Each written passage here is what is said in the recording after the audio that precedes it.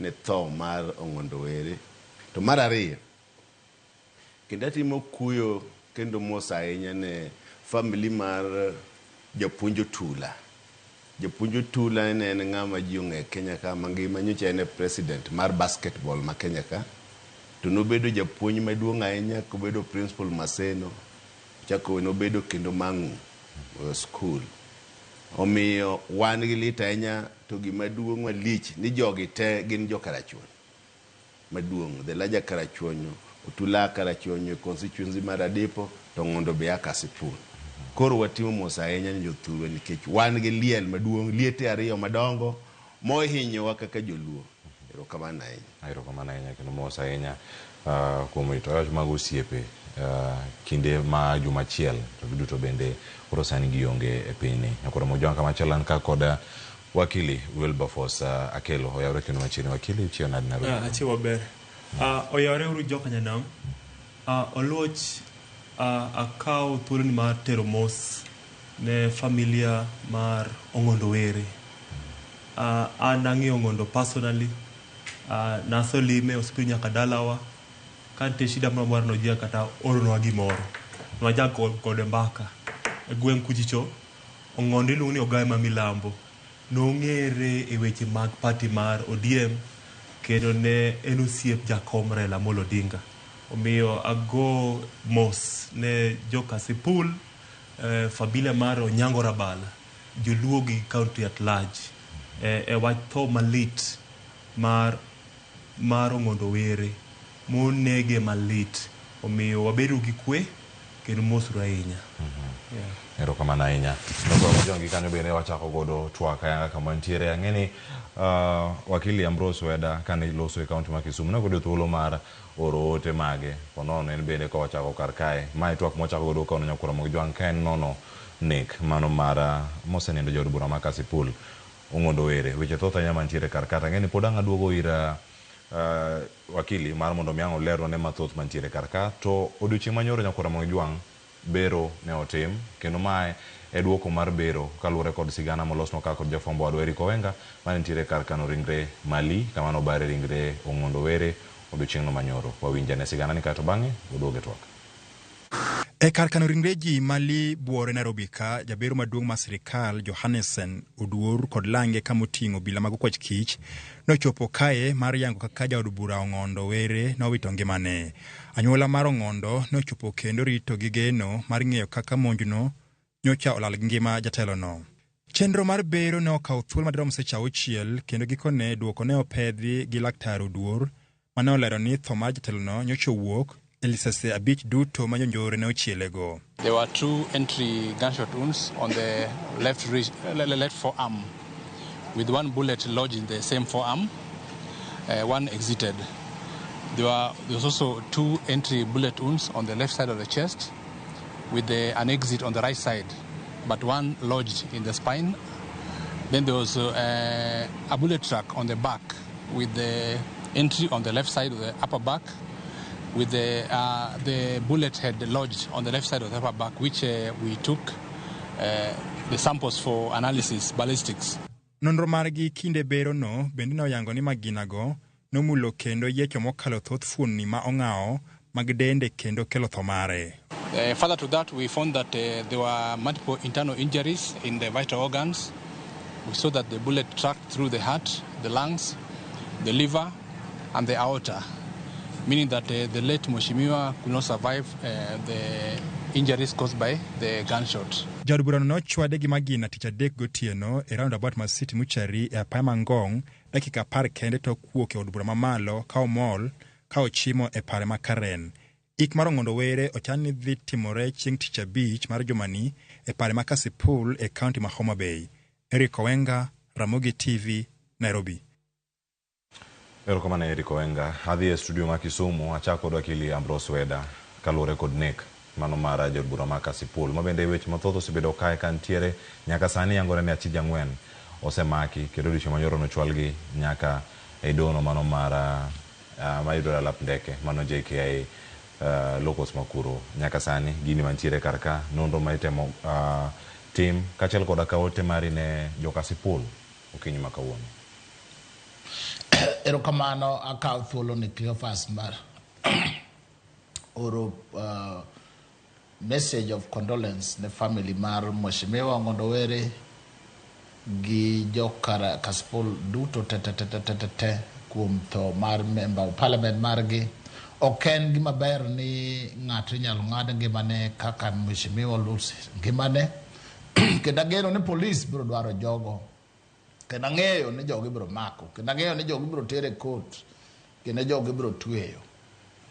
Ok wadwar page ma ng'ato ing'ado ngimane kamano. Mheshimiwa onind gi kwe, family mare kau Yesu bedu motegno.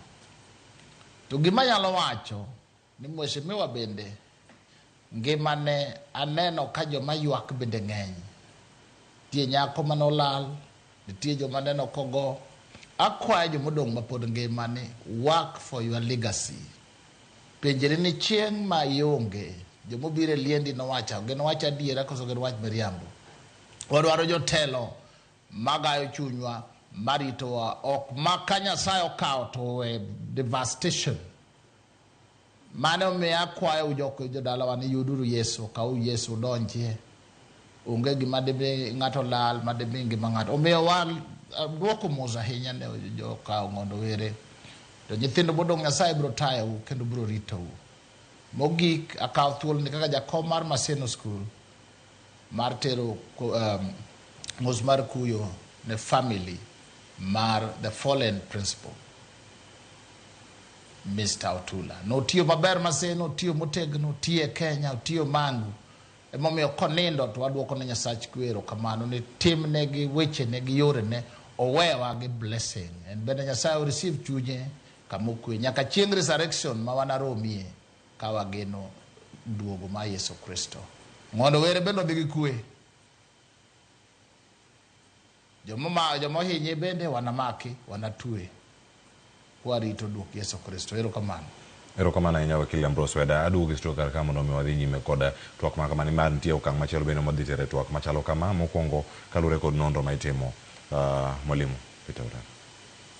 Nonro masani nitiere kar ka nyoro setim bero weche thoth ahinya mosewuok are ne jabura ma Kasipul nindi to nyaka sani nonro mayango en ni jogi osemaki. Nonro yango mawiye ni achije moko osemaki ma magi tiyogo mar mondo mi orangi ni adieri oyudi ng'ama ne otiyo gi maginano mogik manonego jod bura.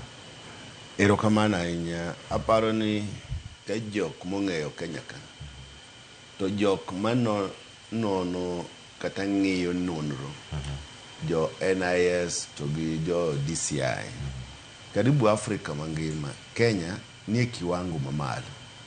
Omiyo ka gimoro timore e Kenya ka teka ne sirkal oketo chunye ni jogo nyaka yudi to onge kuma ginyalo dhi nikech wan gi machines be mang'eny mang'iyo kamoro amora mawuothe e Nairobi ka, ng'iyo ni to kami wuothe to gi kama riembe mtoka to gi kaka nitie machines mabiro ng'iyo maber ma kidwaro ng'ano to nyaka yudi. To bende reports mapani nitie sani ni jogo momaki no osetim nonro nikech kane ng'iyo wane jogo bende manokungo gik bang'e e osiptal kanwaneno jaduong' Ngondowere. King'iyo kaka nogo bundego, tiende ni ng'ama nogo bunde cha ok en ng'ata mokaw, en ng'ato mobedo train, en ochalo ng'ama ni special squad nikech kuonde mogoyo kata daktari manotimo nonro nyoro kuonde ma ng'ano nogoyo nyiso ni onge kaka jaduong' Ngondowere ne nyalo survive. Kech nogo kama dundo ne nitie, ogo kama chunye nitie, liver gi lungs, kendo goyo aorta kama tero remo e adundo, kendo chako goyo goke mabundo dhi gi ng'eye. Omiyo onge kaka no nyalo survive. Tiende ni ng'ama nogo bunde kendo go bunde ni abich onge kaka jaduong' ni ne nyalo survive. Tiende ni ng'ani en ng'ama trained, mane gi mokwongo mane wanyalo wago kanyo. To ne ok en ng'at achiel nikech e jam kama nogoeno nyaka bedi ng'at mane ng'iyo ni to ng'ani ogik kama nade to en kama nade. To mane ok nyal timore kane jogi ok wa kode e bunge kuma ne wantie. Koro kaka nonro mar sirkal wan wadwa ni jomo makigo giwachane ni ang'o momiyo ne ginego ng'ondo were. Nikech Kenya ka wasebedo gi gimiluongo na assassinations. Jo nitie ji mabondo osegoyo mang'eny. Wang'iyo chakre Tom Mbuya kanonegi mana chuny town gi bunde. Wang'iyo jowa mang'eny mosenegi e gi bundni. Adwa joma nokelo constitution ka be nonegi. Omiyo nyaka koro wawinji ni to ang'o momiyo nego ng'ondo. Mano kore kaka wan kaka wabunge wadwaro ng'eyo nikech Ong'ondo ne ni MP ma Homa Bay. To bende ne pok aneno ka en gi interest ahinya nonyalo bedo president kata odwaro kom moro maduong' ahinya. En koma nodwaro mano odwa bedo chairman mar party mar Homa Bay. Mane gima naneno kom maduong' modwaro kacha to gi bunge bende mare mano ong'iyo ni to rit nang'o.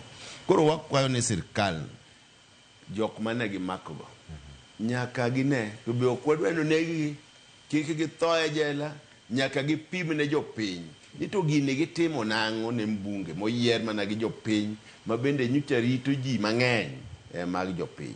Mano gima nyalo wacho ne sirkal ni wan warito ni to ang'o momiyo onege we kata ni ng'ama onege wadwaro penjo ni ang'o momiyo nege. Erokamano ahinya. Wakili Wilberforce arwaki ni machiegni kendo e twak bang' winjo sigana mantiere kar kanyo nonro otim kaluwore kod bero mogol kod duoko ni nitiere jogo ma osemaki achije okang' monego bed ni koro ikawo ka giwuok kar ka nonro ni ere odiochieng' mokwongo nyaka odiochieng' manyoro gintiere JKA law courts sani koro kwadhi nyime ka idhi kong'ondo were chieng' tich abich paro menya bedo gi wiye ka oloch pontie kapok adhi kanyo epok agolo mosna ne Otula Mwalimu Otula mano rito Maseno norito Mangu High School omiyo I take this opportunity ma tero condolences maga na familia mar Otula for the sudden death mar japuonj. Ne president mar basket. Yes, president mar basketball. Treasurer mar basket. To bende ntiere nok. To bende ntiere nok. Waseng'eyo ni Maseno School be osegolo nyithindo ma kaluo motimo maber, moko dakteche, moko wakili, moko architects, moko businessmen. Omiyo Otula in the history mar school, history mar education, Otula's name nyaka bede iye. Yeah. Oloch nyorno anene TV ginyisowa ni suspects monego ng'ondo were osamaki. No aneno gimoro ni miscellaneous. Kisheria kuchicho kipod police timo investigation gimoro idhikawo gimoro ni miscellaneous application e court mondo gidetain kapod gimako jok mamoko. Jok mamoko miwacho ni ok nobede wachni. Jok mano sponsors associates mano bede wachni. Omiyo sani kata charge sheet pokolosi mondo miyo tergi e court mondo gi answer e wach gik manotimore gi mane gitimo. To oloch gima wariwa kaka onagi gi Kenya te ni iwacho ni police nobede wachni. Nyoro waneno ni suspect moro achiel en ja AP Administration Police nobede wachni. Omiyo gini terowa back to 2013 mandalo mawachako police reforms. Bedalgo mano wachako gimoro ni IPOA nokele katiba. Kata gichako kelo gimoro wach moro ni Internal Police Reforms Unit. Omiyo tinde gima chandowa kabisa kaka okinde jomatie justice sector ni ang'omiyo police momi powers ma protect jopiny koro bed involved gik ma jopiny. Omiyo ma gima lit kabisa amomiyo akwayo ni commissioner mar police jotende mag police mondo gi IPOA gi all justice sector mondo obiye this forum mondo gikonywa nono chenro mar reforms mag police. Otherwise police will be part of the crime instead of protecting jopiny. Yeah. Kakane kama oganda nyabere nyakora mojongi giduto kantiere tiwinjo ka jotelo loso kaka tipo moda tugo sani nyakora Ramogi Jwang mar mondo mi winj kaka jotelo ma wuok e kaunti ma Homa Bay ne oloso kane gitero ywak mano mar lal mano mar jaod bura ma Kasipul Ong'ondo Were wawinj kata kaka kane giloso nyakora Ramogi Jwang moting'o gavana ma Homa Bay, seneta ma Homa Bay, jaod bura ma Homa Bay, town wabende jakom komiti mochung' ne chano chenro mag iko mag Ong'ondo Were mosene jaod bura ma Kasipul. Wawinjane. We have said we are working together, but we did not sign up to assassination of our members. We did not sign up to assassination of our members. That we did not sign up to. So if somebody else killed Were, tell us who. Times that we cannot count. Were reported that his life was in danger. He reported here. I know that he even wrote to the Inspector General of Police. Onege ginga mosetie serikal mongego bunde kama nego bano kendo nonego Were ok nomanji moro kuom Were. I want to join leaders who have spoken that unraveling this death is going to be a core consideration in terms of whether or not our relationship with the current government is continuing. Ngamonego Ong'ondo Were ong'eyo kaka system mar sirikal tiyo. Nikech ong'eyo sama jam nitie. Ong'eyo kaka igolo bunde mapiyo ma ipogo ji. Nikech be ong'eyo ni sama ji ntiere kanyo ma ji ntie jamno. Omiyo wadwa ng'eyo ng'ama ne nigi magina to bende wadwa ng'eyo ng'ama nooro Chal no. Mano eka chunywa nyalo bedo mokwe. Nyaka wang'e wuon guok. To tho monego Ong'ondo Were en tho malit. Kendo adwa wacho ni kata Yesu kanoneno ka tho ne nitie, Jesus wept. Omiyo wan be wakuyo kanyakla. Sama Ong'ondo Were otho, familia ne nika. Kendo wegi wan gi lit kendo familia ne gi lit. Wakili Ambrose Weda kaen Kisumu notero ywak mar Ong'ondo Were Kasipul e kaunti ma Homa Bay. Iwinjo don jotelo moloso. Yes. Okada medo mana minyalo wacho e wiye kanyo. Weche mantiere kata kanyo ka jadworo ma Homa Bay town opondo Kaluma oloso wacho ni ng'ani osetie serikal ong'eyo kaka system chal. Mili ma Suba North owacho kar kanyo ni ng'ani ong'eyo kaka jam operate kine ma ji kwame jam ong'eyo. Machielo bende wacho ni Kaluma wacho ni madhi konowa ka tiyo gi serikal dhi bedo ka dhi nyime. Oketo chenro mag broad based kama chal nade. Chenro duto mosebedo kaka dhi nyime. Kawuono jatend piny Kenya bende nitie kolime mare kaunti ma Homa Bay. Madhi bedo ka walose kine mabiro. Machiegni wakili. Erokamano Ong'ondo Were. Mana erokamano Cleophas. Gima nyalo wacho en ni wajumbe go ne loso mondo gimor wananchi. To gima giparo ni pod moro wananchi en wacho ni ng'ani serikal onege. Momiyo iwinjo ni kia ng'ano ng'eyo serikal, kia broad based government, kia ng'o. Mana kaka giadho wach pile samoro gilos ga ka joma riek. Or king'iyo Mheshimiwa Ong'ondo Were, nege is a criminal thing.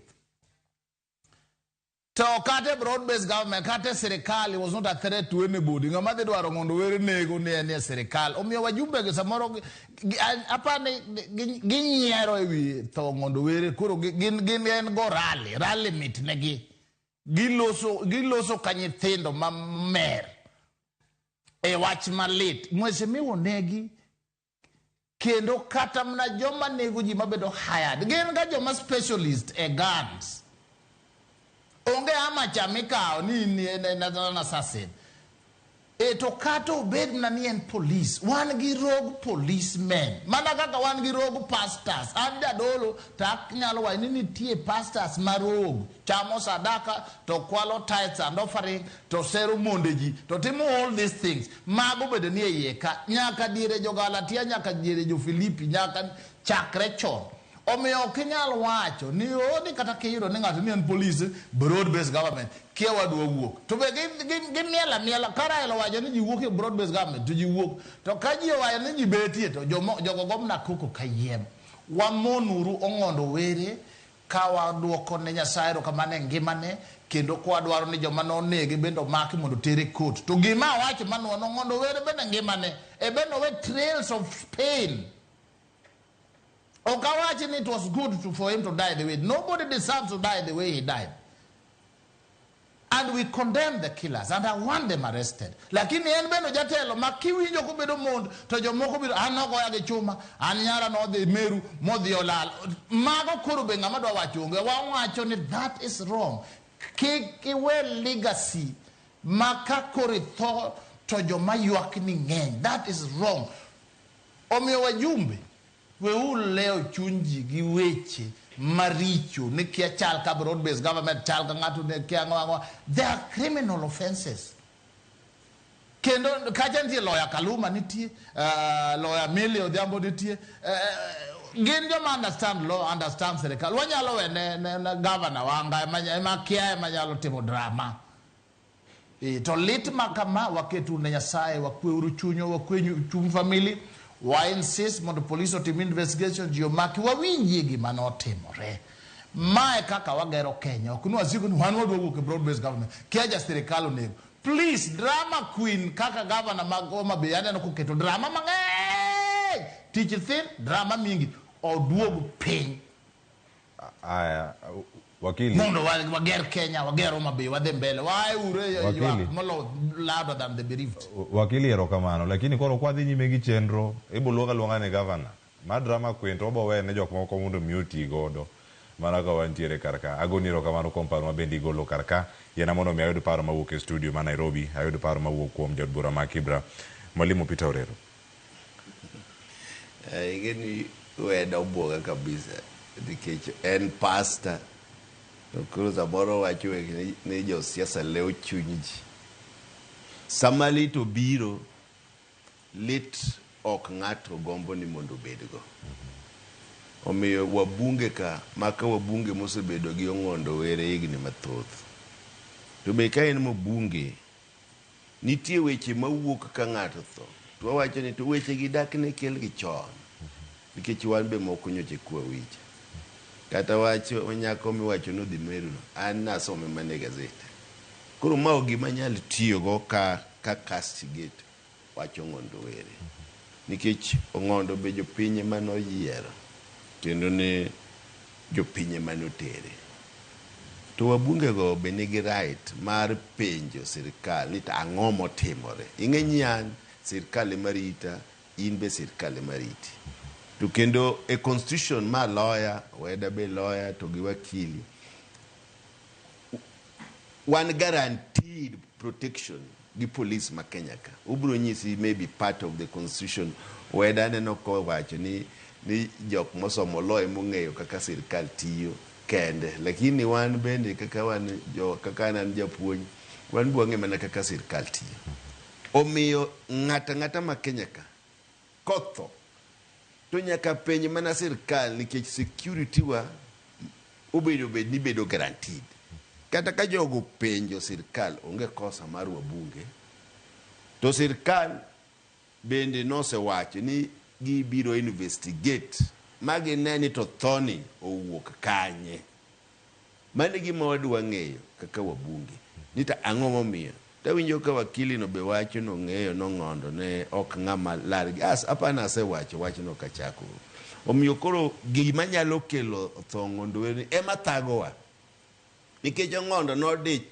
mana gi bunge ne makasipon to dich mana gi weche mag Homa Bay to ka koro tho ne biro wuok e Nairobi ka wadwa ng'eni to ang'o momiyo tho ne duogo wuok mana Nairobi ka mage ma wabunge ne wacho ting'eny sama ji ywak ng'ato ka ng'ato nigi emotions mage manyalo wuoyo kendo nyalo wacho to wan gima awaneno no winjo wang'e ni to assassinations mabiro gi ang'o miyo gibiro to bende nitie kaka inyalo konygi wang'e ni nitie rogue police officers to bunde mitiyogo giwuok kanye gi lisas gi magi koro gik manyaka wang'e kata kiwacho ni nitie rogue officers gi gibedo rogue this ipoa makoro professionalism idwa kele police ni ose gik go nango omiyo ana wacho ni jaduong' Ong'ondo Were oyue mos to kikwa gang gik moko kuome koseni ng'eny wan chik luo ka ng'ato osetho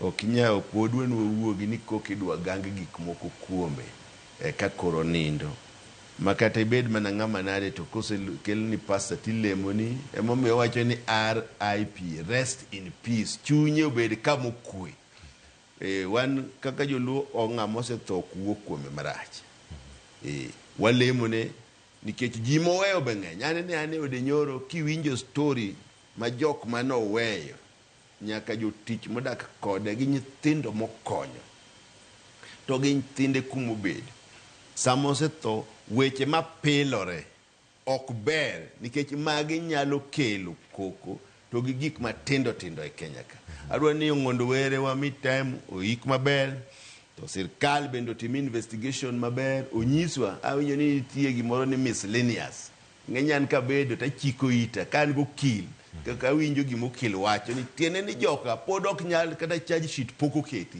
ok nyal tergi e court nikech pod idwaro jomoko mano bedo piny kata mopango ni to ng'ani dhi negi nade an mane gima nyalo wacho kamano kapok awuok kuomi nitie gino ma ponono inyalo mede paro jaod bura ma Homa Bay Town Peter Pondo Kaluma oloso kendo wacho kar kanyo ni ponono ka nek kara jok manonego jaod bura ma Kasipul Ong'ondo Were ok oyudi kata ka nonro ni dhi nyime nyalo kelo chochruok e weche mag winjruok e kind sirkal masano osebedo ka tiyo gi winjruok kod bura mar ODM kata gi gwenge manya wacho ni thoth gwenge makaluo ma di wache ang'o ka siasa donje iye kar ka en ote ma ni kawe yo machal nade nikech ochalo ote man yoro ne jatend piny kachel kod ogai mar ODM nikech gine partners mantiere e winjruok masano ogo ng'eny Kaluma en jatende e bunge koch ng'eny nitie seniority nitie ranking koro en ranked mbele na kendo en speakers panel to bende nyoro ka neno ka ji odhi e baro jaduong' Ong'ondo en manochung' mar ng'iyo kaka lawyer mar Ong'ondo lakini wach party to ok wanyal wuoye nikech party nobedo signed e lela gi party leader to gi chama mar ODM as a party jotelo nego kung dhogi e gik ma giwacho sani nikech mane gima wacho ni ponono ka weche gi duto ok orang makare nyalo kelo choche koro aparo ni mana kaka iwacho ni sama wane kuyo kama to nyaka wakung dhowa matin nikech ok wanyal bedo ni koro wawuoye kind chama mar ODM gi chama mar UDA ni wanyinjo wa nini to gini kaka wasewacho ne sirkal ni investigation ni be gidhi time kaka wadwaro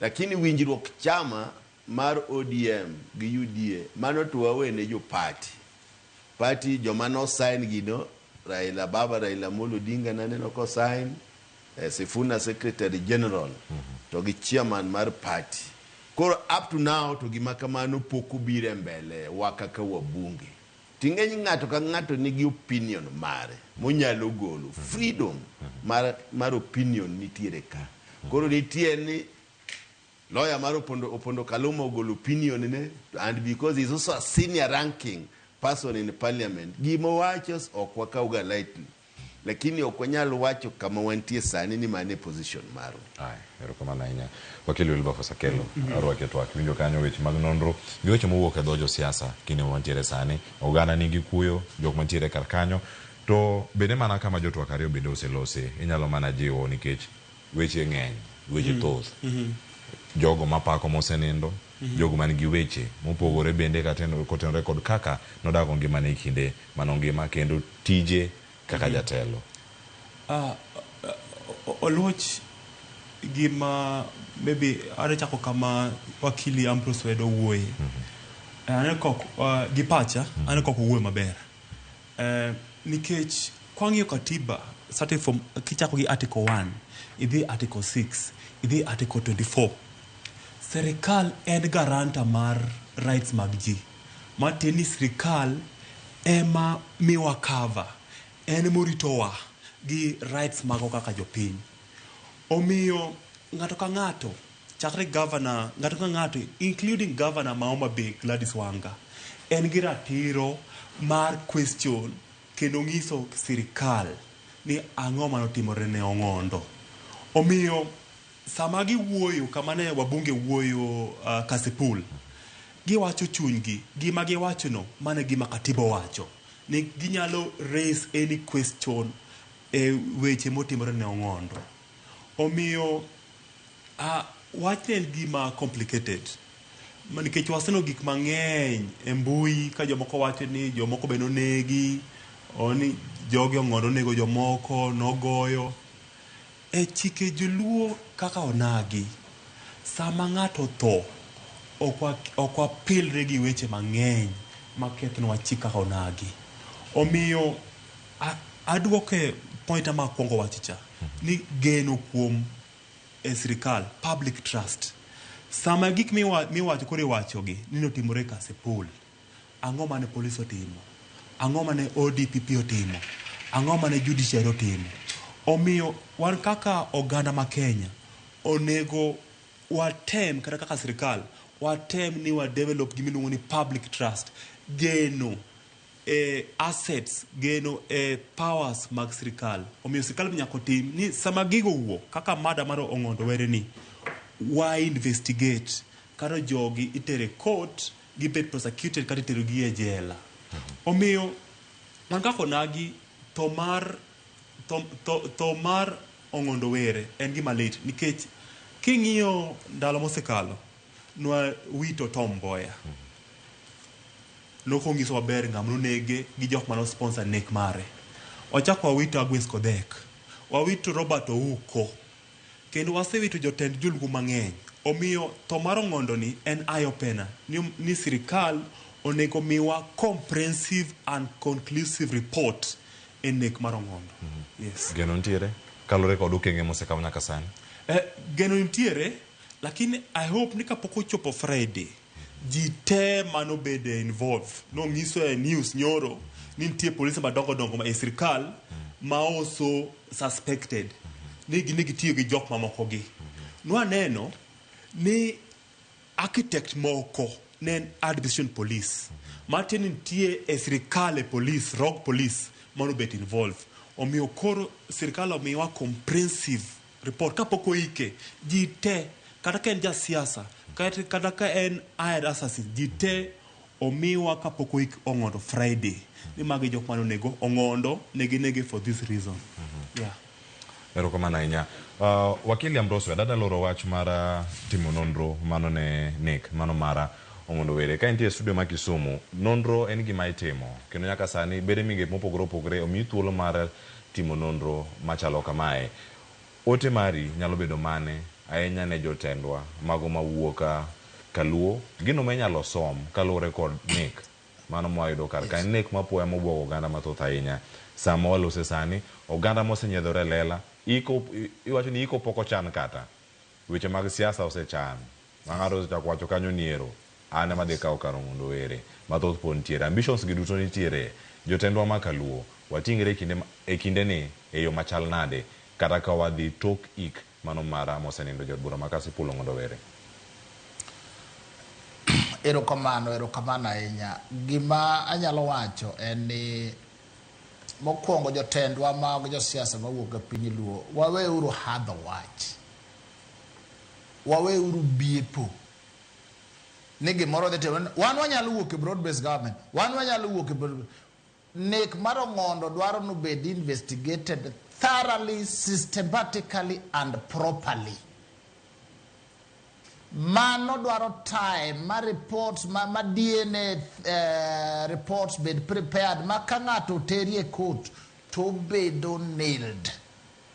Lakini kakoko ng'eny tibiro yudo ka investigating officers bede dwaro no kwe piny bae mako ji haraka titeri court. Kakoro chieng' moro ichako yal ng'ato tiyudo ka nitie gaps ma miyo ng'ato iweyo Ana wo na represent jomano onego Mugabe were. And you could see Kekade deeper into that one. Ome acquire your tell munge nyaka lawyers ma be magin MPs ne. They need just to demand proper, thorough, deep investigation, systematic pole. Modoji magingeni ngagiri kane conspiracy jo manochano gini negen ngagiri magi bed connected, my evidence bed collected, makakorongo jo moko bedo charged. Tadira there will be conviction. Tuja luke to kuku makoro jogo timo ni maku jogo piutere court mutasema mbele. Omeogewe mano. Togiweri o broad-based government githo ngondo were. Ngama didwa nego ngondo were because of broad-based. Okane. Atemo imagine to kane. Iwawe ubedo jotelo mahadho wacharaka. Nikineno crowd. Tilosa oya emar mitwach. That is wrong. Wanyasai mundo kue family maro mundo were ugibed kode to kijana Washington wakili ano ka watchman oyo wawe ururiwo broad-based government to gimoro ni wanjo luo ni ka ngato tho to rest in peace nitie family manyara ge no dhi Meru lemo mheshimiwa ngondo were wachi podolal nyaka sani. It is also painful. Mama wajini those who lead by the sword will die by the sword. Okawai ni mano miongondo wera wacho ni wadwaro ni inbe wajoba podonge makanya sayo kawidhi tiwe that legacy manaka kutulo weyo majikono nindgi kwe odhigi Yesu. Okni jo muku chuna anoto ngageka anodo goya kathuol nyathino lal nyaka kawuono bonde nogol mago bende wacho. Keno mano bedwaro ni police o investigate. Awinjo mheshimiwa Makebera japuonj Orero. Wachine Cleophas wachine japuonj Orero na awinje oriek kendo loso ka ngama riek kendo loso ka jatelo maneno mbele ubro de mbele to Washington tange pod wabro geri mondo lokri mung'eyo mheshimiwa neko ngondo were is painful kendo cannot be allowed in a country like Kenya kendo ji nyaka twe gino nyaka maki to wawe uru riwe ni broad base kia ngato ne nyalo dwaro ngondo were serikali akiani en Ruto akiani en Ng'awa apana mago eke kaka wa mix gik moko assassination mapio kama pindo kata mana mbae okere gimagi ma nyalo beda pure criminal offense maka police ni na rogue police mana kaka ndie rogue pastors nyaka rogue bishops nyaka rogue archbishops gintie uneno ge ga pile koro okere ute jatelo nindgi kwe nyasach kurit joge kendo en bende nyithinde omed yarore obed joma beyo motegno mariek majotelo in the name of God the Father, the Son and the Holy Spirit. Amen. Erokamano ahinya. Again akawo weche mogiko tene kod twak malose sani ami mheshimiwa Peter Orero thuolo mare bende mar oro ote mare ne anyuola wede kod osiepe to ahinya kinde ma ioro ote machalo kamano un kaka jotelo gino buogo oganda mathoth ahinya un kaka jok mantiere od bura en samoro mheshimiwa jatiuga gi apayano Mangong Road bang' odiochieng'no ngima oselokore e yo machal nade iwacho ni nitie ng'ama pok okalo ndaranu kendo ng'are ne masira ma kamano timre luoro ma oganda ntiere godo kamera mag CCTV mantiere apaya duto ma Nairobi ka kawo seche mathoth ahinya mondo mi oyang' ng'ama notimo timbe maundu machalo kamano apaya maduong' mantie gi CCTV kameras gi duto tino ka gigi duto bende timre in kaka jaod bura matiyo koda piny ma Nairobi ka bende uparo kata kelo chike minyalo ridi mondo mi itimo gini kawuono ka kiny oseyudi kama intiere aparo ni nyoro ne wawuoyo ahinya gi jok mane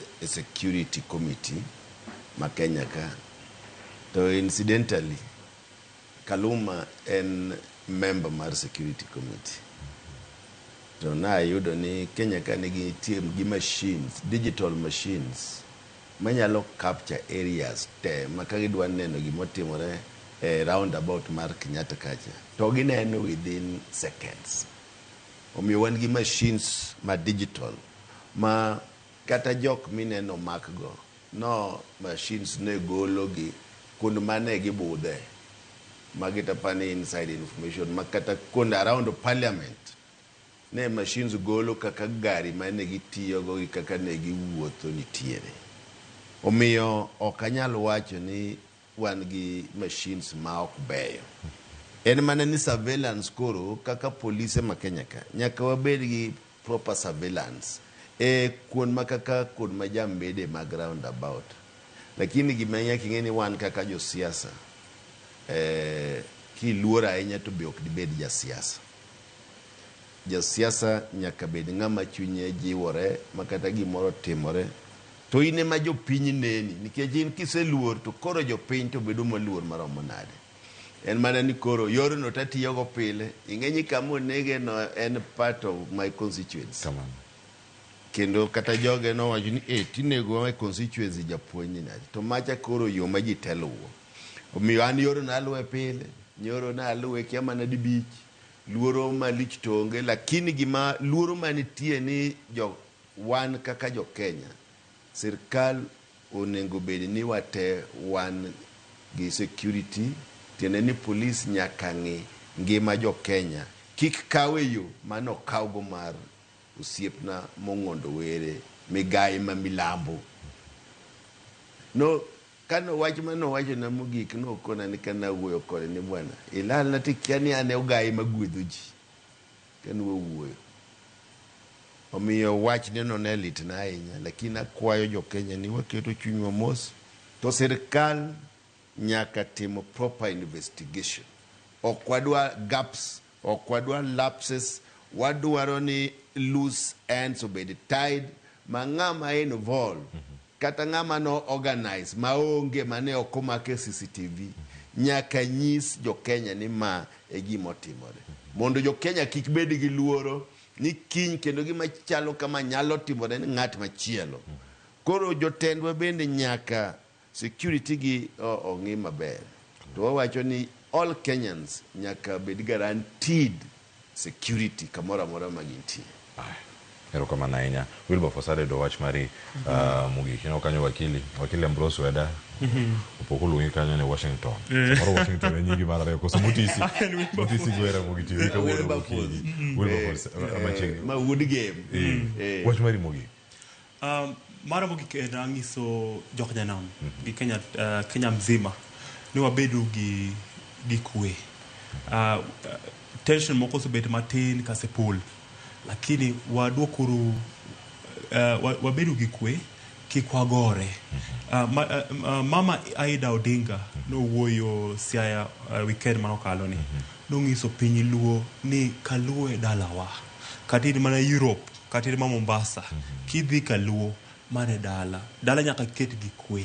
Koro tho mar Ong'ondo, wan Ong'ondo nosiepwa, ne jachama, ne osiep governor wanga ma jatendo ma Homa Bay, to en tho malit. Omiyo koro leaders makaluo sare en sa mar lemo gi sa mar keto pressure e sirkal gi police mondo wanuang report jogi bed charge e court. Lakini sama wuoyi kwa dhie Friday kata ka ukiny katie misa Basilica chicha, wabedu joma decent, ngere wacho ni decent, joma muol kwa nikech lit ok imed gi asira, lit ibet muol kendo uloso wich ma decent mopang maber. Yes. Erokamano ahinya. Mano ok wach mogik mar chenro nyakora moge jwang'. Pod wantiere karka ni mar akaw mana yueyo masani. Pod an gi twak moko adek madito maduogo ka nyakora mojwang' mondo mi warangi maduogo ka limbe mar jatend piny Kenya William Ruto e kaunti ma Migori ber motero kata siasa monyedhore lela. Waduogo ka mondo mi wanon gi achiel kachiel choko pach oganda kotenore kod NGCDF. Oganda mathoth wacho kendo siro ni NGCDF onego dong'. Kani jaod bura ma Kibra joge to okono nade. Sani pod gine yueyo ango duoka kode mondo mi okono achiel kachiel. To kama chielo bende nyakora moge jwang' nitiere bura mano motenore kod nek mano mara Baby Pendo do koro wito buche mamieno achija uchiel magin jodito magobila ma itudo gi nek mar Baby Samantha Pendo e kinde tulo mano bang' yiero mar 2017. Ka okang' ma kamano bende okaw bang' timo lokruok e nonro mano ataro mar dwaro mano mar duol maketo nyong'ong e weche kaka obila bende timo tijgi kata IPOA mago bende timore e kinde ka obila mamoko kata achije mamoko ang'wen to oyud ka nitiere kod tudruok gi nek ma kamano. Mano manyaka koro nyaka sani nyaka yawnegi bura nyakwara Mungejwang'. Igni osekalo mathoth ahinya are ni neg Baby Pendo. Waduoka mondo wayud mana paro mapiyo mang' waduoko ka wayude thuolo mar sa achiel sa ariyo nyaka orom kacha sa adek. Mano bang' miyo mwaka usani kik idhi mabor.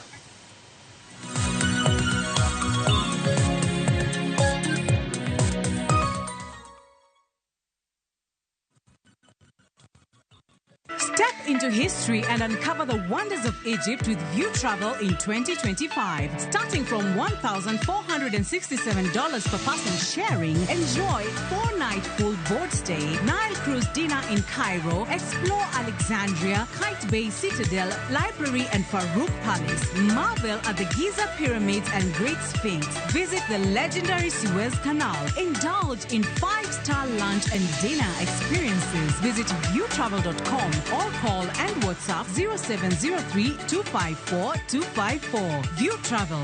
Dream, explore, discover.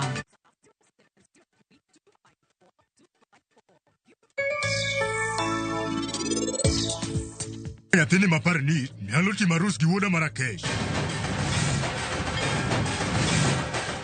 Mae gi Marrakesh dwaro to en hora kae eka mondo an awach kodu wach arus. Mano kendo.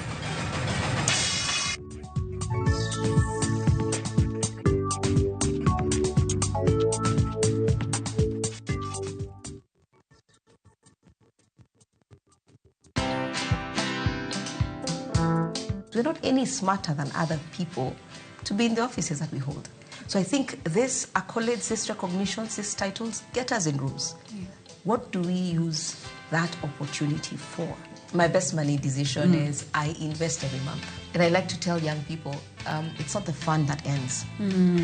Trust me, the fun does not end. It's even there for me at this age, and I'm sure in another 20 years, life will still be fun. It's the money. Watch this story and more. Download the Citizen Digital app or visit www.citizendigital.com and find the Citizen Originals portal. Kenya's #1 app, Citizen Digital.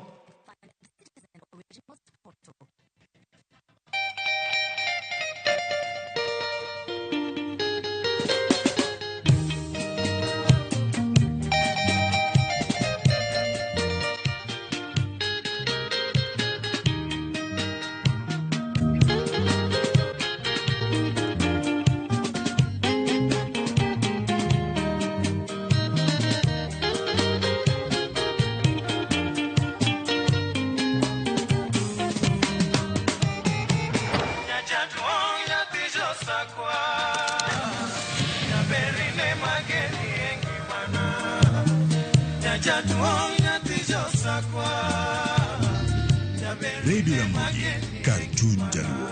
Radio Ramogi.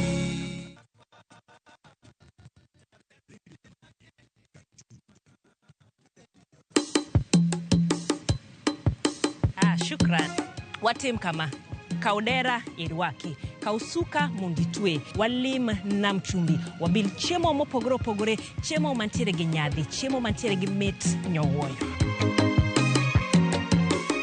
Namni, wantiere kwa dare mopogore, wan gi lobster, wantiere gi prawns, wantiere go kela, wantiere gi oyster, waden mondo waket gi mesa, wapuonjre kaka itedo gi kod kaka ichamogi. Garlic butter, garlic kemiolo, garlic butter bende gi ndhadhu ma kende. Gwenge gi benetiere koda chiemo mamoko maging'ere godo, kaimati, biriani, mahamri, magi duto te wakeloni e chenoni mar tedo gi chiemo.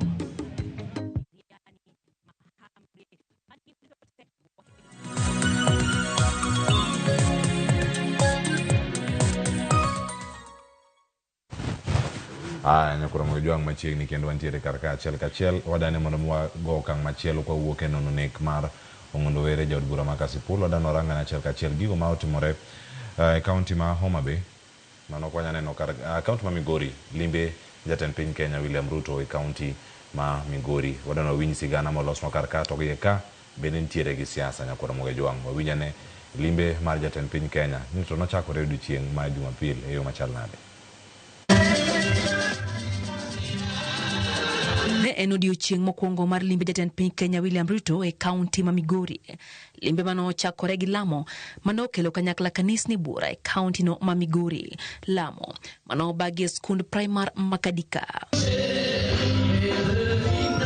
Jatend piny omedo kwa oganda jo Kenya oriwre kanyakla maneno ni piny Kenya osudo mbele yore mag dongruok ka bende omedo goyo debe ne sirkand broad based e kind UDA gi ODM kosingo ni onge akwede mabiro bedo e yore mag dongruok. Tulikubaliana na ndugu yangu mkubwa Prime Minister Raila Amolo Odinga kwamba Kenya hii haihitaji migawanyiko, haihitaji ukabila, haihitaji chuki. Na Mungu ametupatia nafasi ya kipekee katika serikali hii ya broad based, serikali ya mapana na marefu, ya kuhakikisha ya kwamba hakuna sehemu ya Kenya inawachwa nyuma. Na tumekubaliana ya kwamba mambo ya maendeleo ni haki ya kila sehemu ya Kenya. Kata obedo ni thoth jotelo makaluo osebedo kasiro sirikal, Gavana Masia James Orengo osebedo kanyiso pogruok mare ka osingo medo keto sirikal tesre. We cannot worship leaders anymore. This is the time for leaders to be responsible and accountable to citizens. The rights of the people are not being represented. People are crying all over. And it is now for us to tell the country we are not prepared to go back to where we were. TWAK mare kawuono Migori, Seneta Masia ya Oburu Odinga oseochung' ma Gavana Masia James Orengo osebedo kanyise wi sirikano kokwayo mondo mi oyang chung' mare kendo wuogi e duond burano ka oonge kod dwaro mar siro chung' mar ODM. And he says that he just wants to talk the truth. The truth. What truth? Me, I never lie. I always say the truth. And the truth of the matter, Your Excellency, is that we are in broad-based government. Those who are annoyed, who think that this broad-based government is not right, they are actually vomiting on us from within. Why don't they get out and vomit from without? When you see a governor criticizing the national government, that is idiocy. The Constitution is very clear, very explicit, that the relationship between national and county governments must be that of mutual respect, must be that of cooperation, and must work together for the benefit of people. Jakom Committee mar Budget Samuel Atandi oseo Gavana Masia James Orengo kuom lieko ni oyiedhi e jela nikech kedo ne ratiro mar oganda kowacho ni nitiere dwaro mar oganda luo riwore gi sirikal mar yudo dongruok e gwenge makaluo. Some leaders from this community are promising that they want to go back to jail or they want to go back to the streets. I want to tell those leaders that some of them, they are so advanced in age that if they go back to jail, they will not come out. Because jail is not a very comfortable place. Jail is like hell. If you want to go to hell, I know the bishops are here. You are not preaching for us to go to hell. Mago bende weche ma omedi gi jatend kweth manoke od bura Junet Mohamed kod Gavana ma Migori Ochila Yako ma bende omako chung' ni ODM ok ng'itne kata matin e sirikal. We know where we are. We know where we are going. The only thing I want to tell you is that let's remain united as a country. Kenya is a multi-party democracy, Your Excellency. Parties have dominance everywhere. UDA is dominant in Kiambu, in Kericho, in Murang'a. ODM is dominant in Migori, Homa Bay. Let us do collaboration and cooperation. Let us not do competition because we are in broad base together, Your Excellency. It is the best arrangement that you are championing, and I want to tell you, you and Raila are political geniuses. Nakoro mga juang kanya ma otieke report makama oke lo kanyo kod Lydia Okello mano chieng mokwongo ma jatend piny Kenya kane olemo e county ma Migori ma network madhi bedo go ka nyaka wariw gi mamoko ka watieko chenro kiny ma kawuono yana mondo achake studio ma Kisumu ira wakili Ambrose Weda gik madito momul kar kae madani mondo mi ayud pachi kae to bang'e ang'aduoge studio ma Nairobi ka Oburu Oginga Senator Masia owacho kar kanyo ni and he will always say the truth. Truth en gin a broad-based government. Kendo wacho ni jogo ma da vomit. Vomit en ng'ok. Ging'ok ka ginoko. Ma jogo ma kalore gi mowacho. Gavana ma Migori Ochila Yako oluongo jogo ma ka en telo mar county ma ok tiko sirkal mamalo owacho kata ni ka onya mana loke owacho mano fuo ma okang' mamalo mano mantiere kar kanyo ikaweyo machal nade kiwacho bende ni ODM ema nigi mbi e gwenge ma Nyanza monego mi thuolo mar mondo mi obed kar kacha nikech wane multi party democracy wach mowach kanyo kod Junet Mohamed wacho kar kanyo wach mano sir bende kod Governor Gladys Wanga wacho ni Homa Bay en zone mar ODM kende jo UDA matemo donjo orang kama chielo mag nyadhiye UDA nigi tende e kaunti Homa Bay bende arwaki ni machiegni wakili.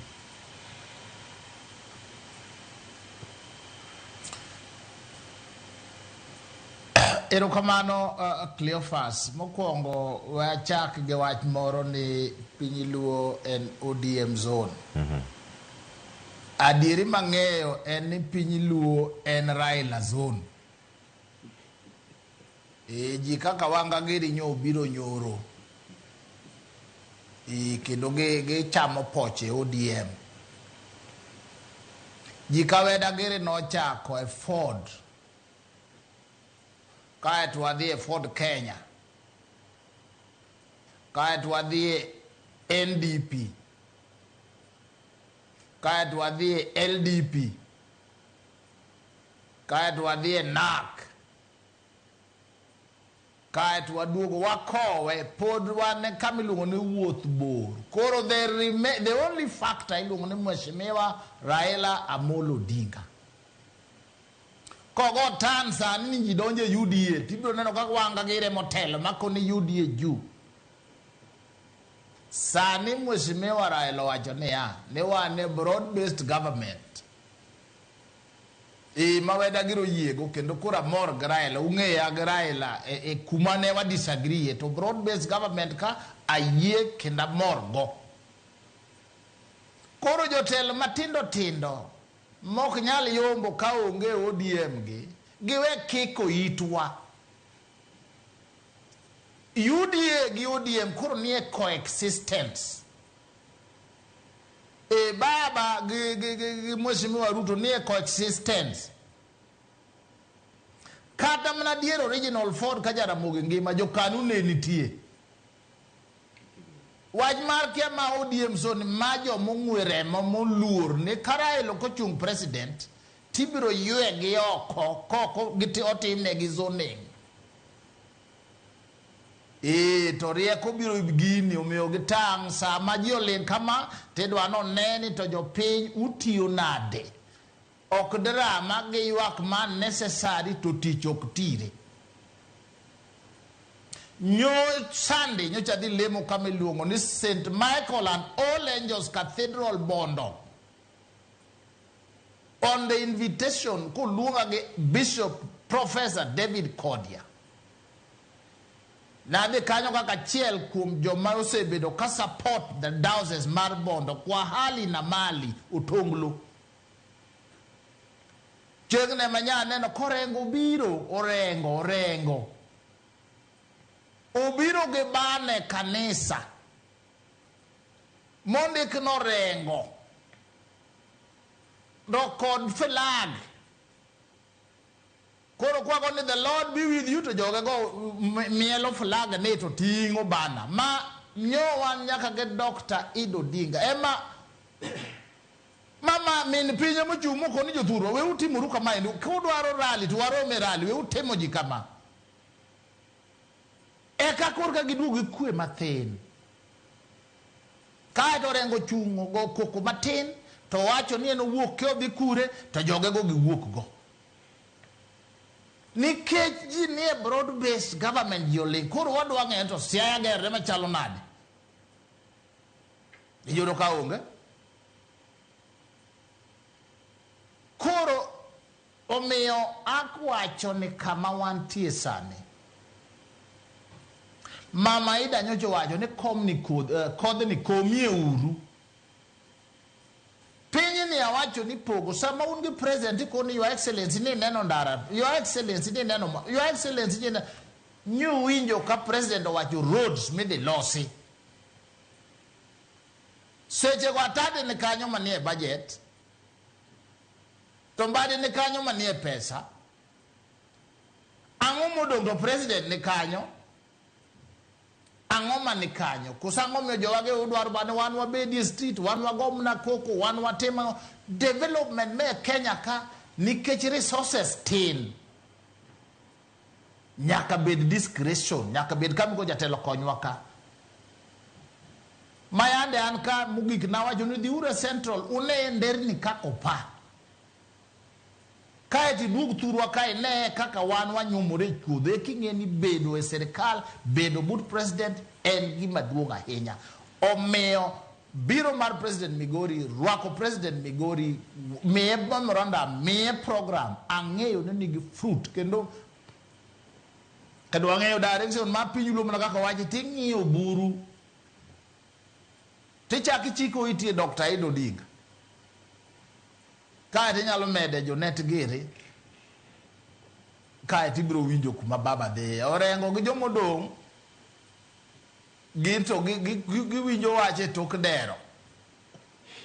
Kagise winjo to koro gigogo kuko oko. Sani okwadoge street. Keda kwa uganda luoni street okwadhiye. Nyaka wane olemb gini. In terms of development, in terms of progress. Nyasaye ohero wa, Nyasaye menyo kero jogo matin to keto oganda luo. Wapangre uru mar kao telo 2032. Wapangre uru mar kao telo 2032. Kok wakao the presidency, to wakao namba 2. Awe ni jikawanga giri nyalo pangi, nyalo chak losi nikech otin, oriek en mama, mondo wang'e kwa jibiro dhi mbele. To koro donje drama mang'eny maonge tiende. He needs good advisor jomariek. So yuaka oya kia gimiriapo kia wuke serikali. Oh, that will not help. Let us move as Uganda maendeleo as we move towards taking over the presidency also. Thank you. Ero kama na wakili Ambrose Weda, Mheshimiwa Peter Orero, wije karakata mi thuolo mar mondo mi imede paro limbe ma jatend piny Kenya timo e kaunti ma Migori, ber ma obiro godo gi siem ma bende ichiwo karka kama odiemo mako joyudie kik donji to ber mar bedo e multi-party democracy ni kare koro en mane? Iketa kiwango matek ahinya. Ing'eny to aja Nairobi kamano. Ting'eny wan kane jatelo biro Nairobi ka nwawuotho kode constituencies watem ber kendo nomiyo wasingo mano winjo timno to moko setimo nyaka ne wawuothgo nitie mano tima immediately to gi moko bende motimo sani. Kano dhi Migori aneno gik ma nowuoye, nitie clips ma king'iyo kaka owuoyo. Mokwongo gima duong' ahinya ni constituency mar Walter owacho ni dwa gere animal institution mar animal and livestock ma oket 200 million. Naneno ka Walter oketo 50 million, ten be owacho no dhi medo 150 million. Nitie yo moro ma Kanyawanga madhi Rapogi, naneno ka owacho ni nyalo losi. Gima na winjo kade mora makupono losi to Muhuru Bay Piaya to gi kama idwa kete fishery kumika ikawe rech miketo kapoko kelo kokot kato gi kama iye gowe mo idhi ket 400 million. To gi mowacho mogik ahinya kendo awendo ni to soni no jo niang' mapuro niango owinjo bed ni ichulo gi pesa. To gi gowi bende mar soni na winjo ko wacho ni en million 400. To no wacho ni sirikal dhi konyo golo gowi go kaka nyocha gitimo Mumias. To gi stadium ma Migori bende naneno wacho ni nyalo eki. Kopo ni gigi nyalo timore kowacho. Aba ni winja maber. Wacho ni kopo ni gigi nyalo timore kaka owacho no. Ginderi ni to gi gine last mile mar Wandai bende naneno ko wacho ni 1.9 billion ma idhi ter. Kora wacho ni kopo ni gigi nyalo timore to apa ni jothurwa nyalo winjo ber moro mapok nwa winjo nyaka ne wayud independence ka. Omiyo aneno ni wamiya ne jogi thuolo ka wan bende wapimo piny to gik ma iwachonwa ei Luo Nyanza to gi kuon mwarito kaka wan jo Nairobi makoro warito ni gik miwacho ni nyalo timore gi kagi nyalo timore within 1 year to jothurwa nyalo winjo ber moro mapok nwa winjo sirkande mokalo kata mar Uhuru nyocha ok wawinjo nikech Uhuru bende wan go gi handshake to gik makoro waneno dwa timore gi kata miwacho gi ne ok waneno ka timore diere Uhuru koponi gigi nyalo timore to onge tiende wabed gi koko mang'eny gima wanyalo timo ni wan kaka ODM wachokre kanyakla ji obed united kanyakla mondo kuondewa mag ODM ka obed stronghold. Awinjo ka wakili wacho ni onge gimoro ni ODM en Raila ta Raila be ODM nikech anan wuod Raila an arito ne dalane ka wato waning'eny kumo wache mwantie nikech mae dalane Kibra ng'eny dalane but democracy nitie jogo nyalo uso sera gi to en mana ni kacha to zonwa dala kacha komoting'o Homa Bay mani ng'enye has been ekuma baba osebedo kayudo ga kura mang'eny moloyo county mora mora emiwinjo ka jowacho ni ma kar ODM ok watamogi ni kik giwuothi lakini kata ka giwuotho to ging'e ni kanyo ODM jogi to nitie kata winjo ni diere kanu ne wan go Kikamayo bende mana jakanu to Mubondo bende ng'eny ka noyie to nowacho ni dero yie ni nono modok Kikanu koro ko wach ni jogi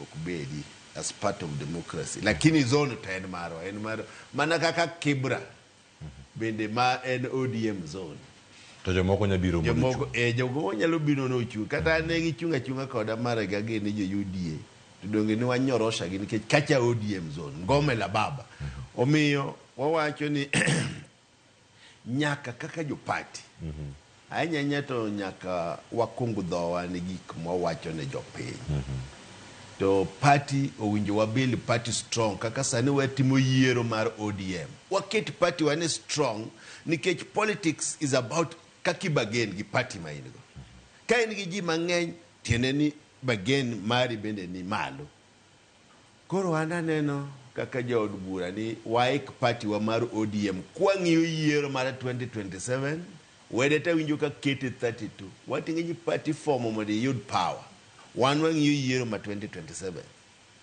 either wabro dhi kaka ODM or wabro dhi kaka broad based ting'e siasa lokore ga gi dala achiel koro kaka wamedo dhi be kaka wamedo somo kaka tich marwa gi UDA ni ne en lakini gima dwa wacho ne jothuro ni gima ne ODM osign gi UDA ne en about development to gi kaka inyalo kony jopiny e Kenya ka mane gima nwa sign maduong' mogik apart from political goodwill nwa sign ni mondo service delivery omi jo Kenya makoponi service delivery inyalo mi jo Kenya lakini ahinya jothuro nikech as ODM wasebedo chien nikech sirkal pok wayudo matiyo kodwa maber ma distribution of resources ok ter ne jothurwa maber to koponi ma inyalo mi jothurwa taparo ni owinjo wang'i mondo wane kaka wadhi mbele apani mane gima nyalo wacho erokamano ahinya wakili kendo giduto kama gisebedo kaka ntiere limbe majatelo wacho ni kinde ka kinde en singo ma ichiwo en ga thuolo mar luwo en ting'a anyo sani milionde turi kata kawuono pod idhi chiw singo mamoko kutieko limbe mare kawuono geno mane ma obedi kano odiochieng' mar adek ka obedo karka jomage monego luwi singo tero idhi chiw limbe ruto Migori Cleophas manta diere ni singo idhi kel gi rais kapok wadhi kanyo Cleophas kidhi e katiba article 132 kidhi article 103 chike mag piny Kenya rais nitie gi haki mar dhi kamoro amora e county ma Kenya omiyo kwaso neno gino e gazede jomoko nyalo miyo rais dhi Migori ndalo adek after 1 week no dhi Kiambu or the Kwale rais nitie gi fundamental rights as a symbol of national unity mondo dhi kamoro amora e Kenya kama odwaro Cleophas Kenya ka onagi ka virodo osethagore chakre wanwang' independence omiyo sama wane mesa nyaka wabede gi decorum. Karamu ma wacho nitie sama igoyo koko, sama ji ywak, sama ji miel, sama ji timo ang'o. Omiyo kaka na Ida Odinga wacho ni sama wane kodhni, watie gi koth manyidhoni, wapure mwanyalo chamo. Sama koth onge, to kaka oganda wabiro wacho kama wadhiye. King'iyo kaka ne rais nitie Migori, singo moko manowacho osebet actualized. Rais nowuoye wach Sony Sugar. Last year, notero million 500 mondo okony sugarcane, man jopur mag sugarcane. Osotim. Rais nowuoye wach livestock college ma Awendo itimo. Rais nowuoye e yo maya Mbite nyaka Mooro. Cleophas an gi kese kata ma concern yono odhi mbele. Omiyo magi projects maonagi mwaluongo ni equalizer. Masama itime gin gik maonego wanwang' chon higni 10 manosekalo. Lakini sani kok wanwang'ogi. Omiyo sama wantie kama to wabedi uru mamuol, wawinje mit kodhni, wapure wanwang'e kodhni. To kodhni sama koth chwe kama ok ochuno ni wadhi ni good governance waongego. Apana. Chama mar ODM ni, one of the pillars ma wan go ni en good governance. Article 10 e chike mag Kenya ka. Good governance, public participation. Omiyo jotendwa mantie kata ODM kata ma governance kata Senate. Sama wane broad base kae, to unwang'o mit moro. Umbe temuru bede gi good governance mondo mit ni ochope ni jopiny te. Kwa dhie wach mar wakili Weda wacho. Ayigi Weda gimora wacha chiel. Ni kikwa wuoge broad base sani. Wabedu re broad base ni, wawinj mitne, kagi kisa siasa 2027, tuwadhi ng'e kumwadhiye. To wach madagi wach ma okayigi wakili ya Weda. Kidhi US, idhi America kuchicho, ntie areas mag Republican, gi areas mag Democrats. Areas mag Republican, pod bro bet Republican. Ntie nyaka areas mag swing states. Omiyo onagi, chama umoro mar ODM ni, mae chama umar lobbying. Siasa mag all over the world, makata ma Kenya kae, nyaka ibed gi party umoro mitimogo negotiations mondo gik moko matundo chope gweng'u. Omiyo ayiego ni ntie article 38 mawacho political rights. Ntie article 22 mar piny Kenya mawacho fundamental rights. Jakanu, jauda nyalo bet. Lakini bomauka piny sama ntie do odu moro ma ka do ka polygamy. Nyaka ubed gi odu moro kanyo mugero mami wach ni ma iwinjue. Koro miyo kik uwe chama mar ODM ni, geru chama ni. Chama ni e piny masani imubu tiyo go mar lobbying for projects kata gi appointment. Sani Mbadi gi Wandai de ok nyal bedo ministers konge chama mar ODM. Sami miyo chama ma jomoko biro okikoru kanyo, okubu bed gi lobbying power, uburo inyoru, uburo bed confused. Omiyo joma moko tigi haki kata bed jakano is okay, lakini odu mar ODM no to medu uger maber mane udongo, mane ma igni mang'eny kata igni mechiel mabiro ema biro konyo e lobby. Yes. Pero kama na inya. Paro thotha nyama donjo karkanya kura mwa juang shemo to wacho karkani greetings. Angini bang ma ka oyueyo masani kato banga duogo gi twak mano mar NGCDF na kura mwa juang. Wacho ni greetings. Aluo twak kenda mora inya Cleophas to maro mondo were lit matek. Kendo were kara ni bed ni rach manade. Unge chik mayie mono mi okao ngima. It's sad ni josiasa wacho weche manyalo nyayo tulo. Wacho ni ka governor Wanga wacho kanyo ni tho Ngondo Were who was well planned.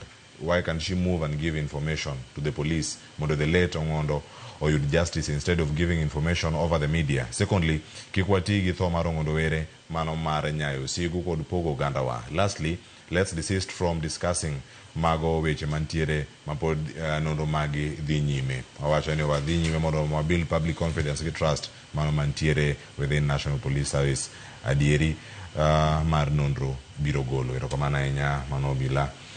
Shemotho mantiere kar kanyo. Weche mamoko mapod donjo kar ka bende nitiere ote ma owuok e apis governor mano ma Homa Bay. Owacho kanyo ni en kwayo kwe e kinde ma iko jaod bura ma Kasipul Charles Ong'ondowere mano chieng' tich abich tarik 9 ka okwayo oganda duto mago mawuok e kaunti ma Homa Bay mano mawuok Konyango, Rabuor, Aora Chuodho, Nyandiwa, Mfangano, Ngodhe Island koda kuonde mamoko mantiere kanyo moting'o nyaka Miriu, Nyakwere, Sondu River, Chabera nyaka Rugai, Karachuonyo mondo mi obed kod kwe e kinde ma iywago.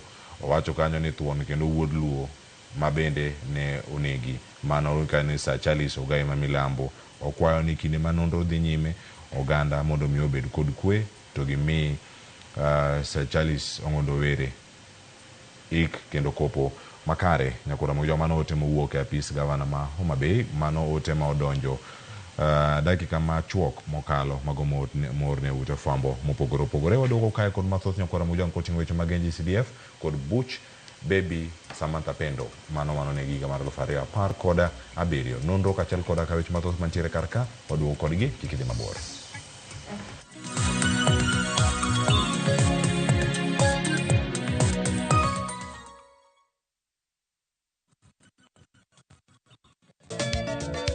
Machiegni nyakura monga jwange chenro mar ngoma owake wuok tich Akello ni mix mokwe e kaito tich ariyo reggae owake, yani tunaongea na majar Rastafara. Alafu tich adek nyakura monga jwange Akello ni mana yani ngeni mpaka gi wasanii Ticha ngwene is kama nene, yani kitambo zama za kale. Alafu Friday, si unajua tu Friday tunafanya namna hii. Nyakura monga jwange Friday supu zo wake sapara kidaka paga beach nyaka sapaga Rio kod an PDG Papa Vic, yani ukipenda mzee kijana.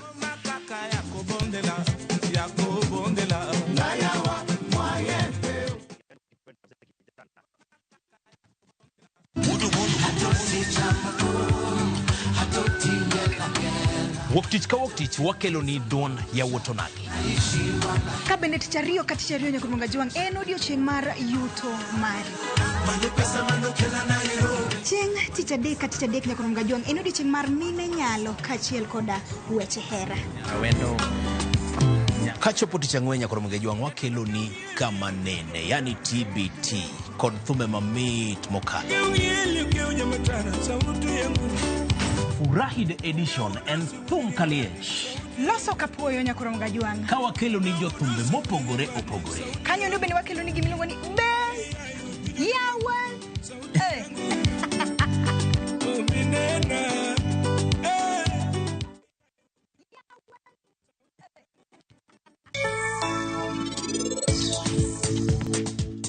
Chakre gokinyi, Parino wacho ni en oromo kode e skul.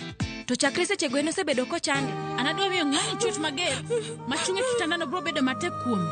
Nyathini mapar ni nyalo timo arus gi wuoda Marrakesh. Mae gi Marrakesh dwaro, to en nohora kae eka mondo an awach kodu wach arus. Mano kende. Dogine mani medo dul thumo oko kucha. Sani kori dwa iye. Ine midwa gi dul mamalo, moingo ng'ata kae.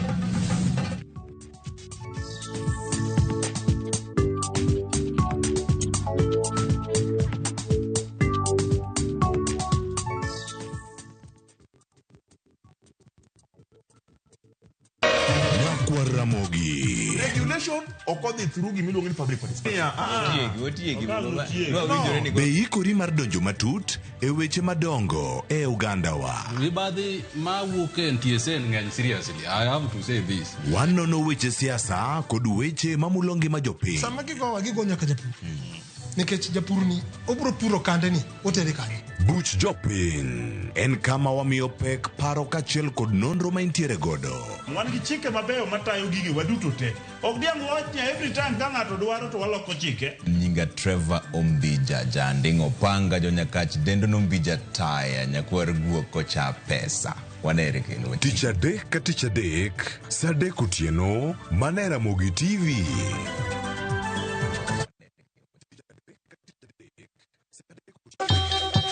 Ang'o mosetimore ne joma ne ochweyo Ugandawa? Adhi primary Kagonditi Primary School. Gin kanye sani? Mobilize kalerte ne wago poro to gibiro wasombo kidi to watero kacha jite e secondary kacha. Waromo gi jodgi to wafwenyo sigand gimagi mopondo. Siasa ka ng'amoy wae maduong' kata e siasa en Daniel Arap Moi. Ng'e ranyisi mabeyo mane giweyo. Ne japiny mopogore kata ng'ama ne nie duond loch ne neno ni kopo ni Kenyatta dhi Tom okawie thuolo ni mondo tanwa piny ni kaluwore gi mwaseneno kuome. Ang'o ma gitimo sani? To kata kamano be pod gin kodwa. Nakedo ne wach sukari ma jobunge jonjo kod buot nochaka ne bwana sukari. Gin kanye kod Walter Nyambaga tich ang'wen sa adek otieno mana Ramogi TV.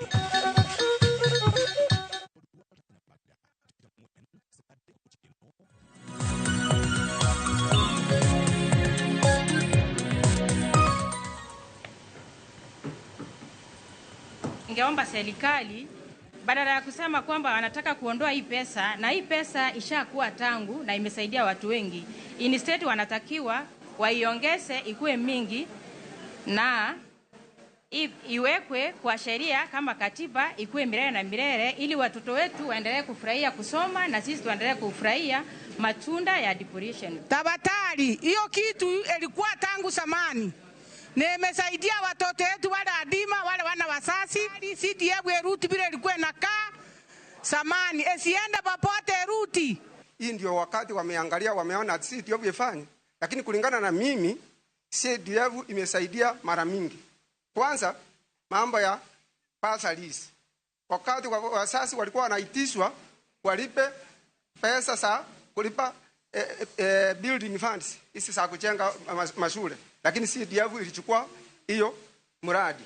Mambo ya school buses ambazo zinachukua watoto, I am proposing that NGCDF iendelee. Sasa tunataka ingie kwa county government ndio iweze kufanya vizuri na itafanya vema kabisa, na ninashukuru sana na ifanye hivyo, ingie kwa katiba na ingie tu direct kwa county government.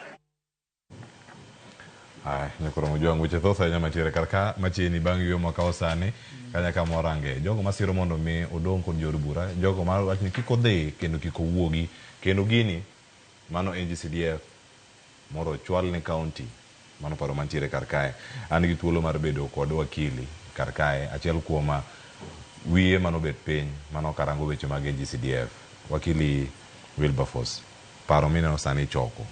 Chal gi mano timi ga mar 2016 koso paro gi duto gi chal nade to giromo kure e debate masane dhi nyime. Crispin kama na yenya Cleophas Musainya Cleophas 2016 ne otim public participation. Lo from one jok mane konyo parliament e weche mag rewriting the 2013 act. Overwhelming majority no wacho ni NCDF odong nikech en compliant. Kingio history mar NCDF en a national government fund. Nikech kingio chike mag Kenya article 202 to 204 wach ni nitie national government, nitie division of revenue, nitie madhi county gi mar national government, nitie not less than 15% mar counties gi madong national government. Omiyo NGCDF en a portion mar national government.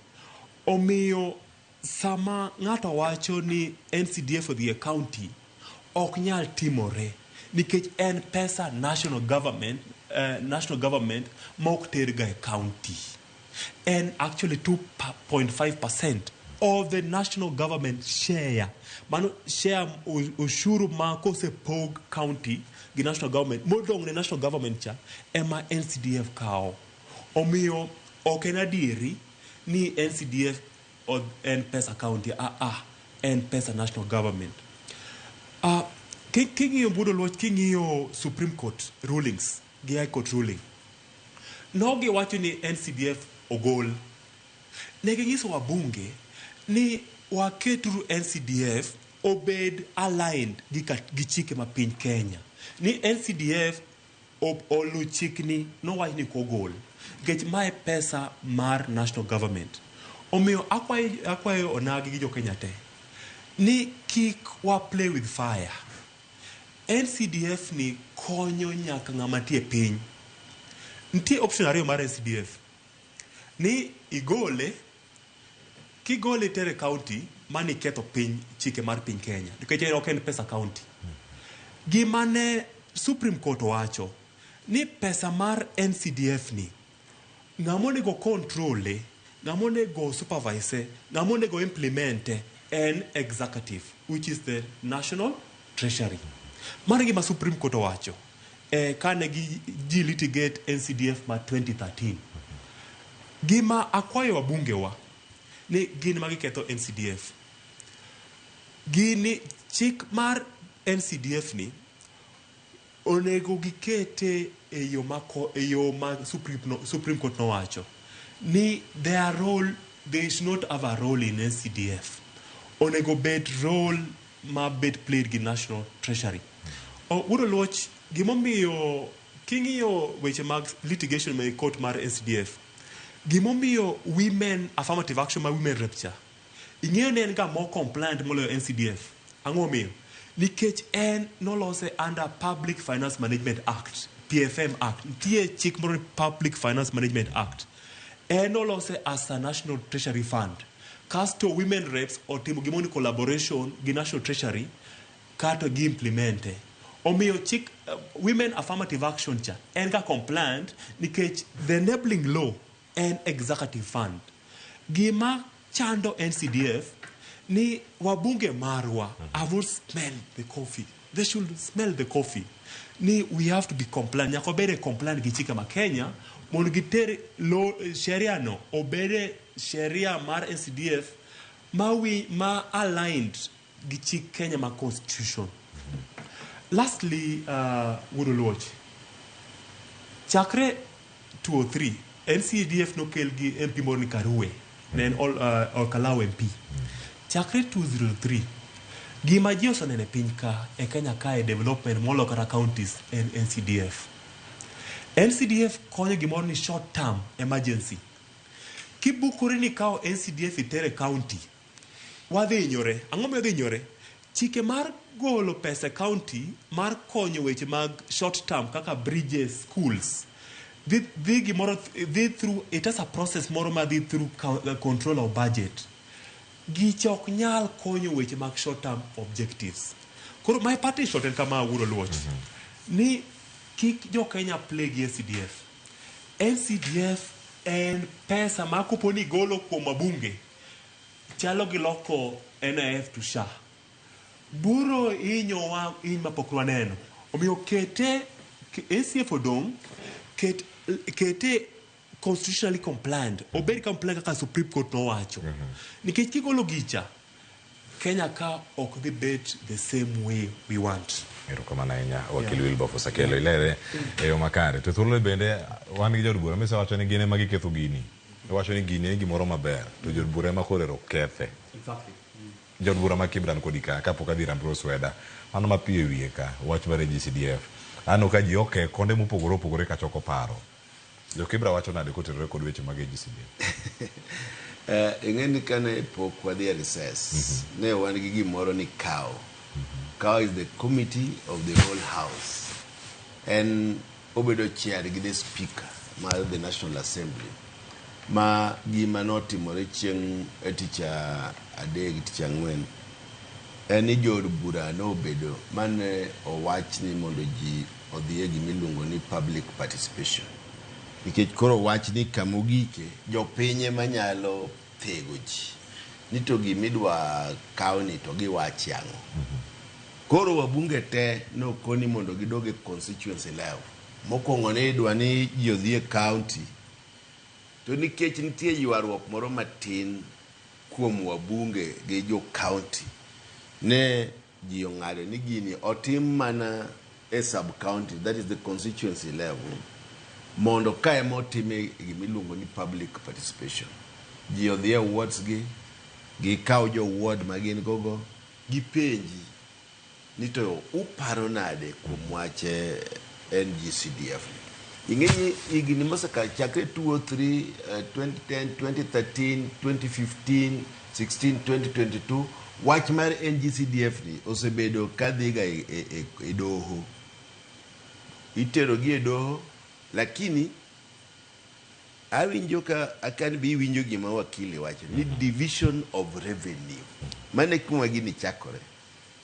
Division of revenue nitie the national government gi county government. Ma pesa county government apani ka okariambo to winjo X cheka direct ma dhi directly to the counties ma ok dhi national government.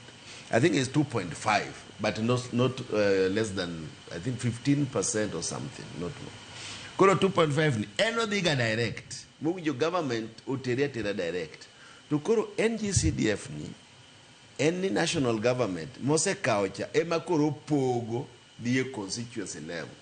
Iluongo ni it is not at variance gi pesa ma die county. Koro gimomiyo wacho ni wabunge waketo ni wabunge poko keto chik ma odonje constitution ma safeguard NGCDF. Lakini gima timore ni mbunge winjo bedi ni timo mana oversight role. En oko winjo bedi ni en directly in the ball mo wacho ni ng'ani ema nyaka mi check ni odhi kuma kama mano kore makelo gimoro miluongo ni conflict of interest. Ema koro ji neno ni da bunge ni conflict of interest. Otherwise nitie board mar NGCDF mo winjo bedi ni timo gigi e each constituency man gi chairman, secretary, the DCC, the constituency manager, the fund manager.